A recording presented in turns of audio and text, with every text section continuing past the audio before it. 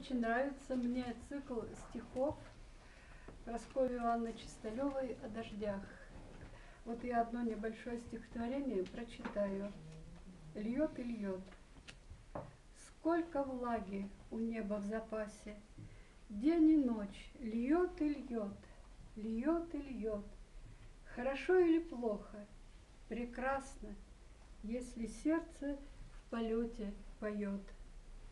Если дома сидишь ты к тому же, и в квартире тепло и светло, кто в дороге застрял и по лужам пробирается, тем не свезло.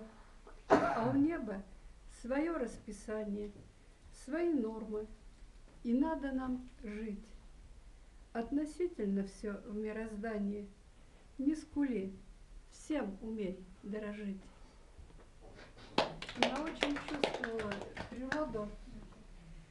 Это изумительный человек.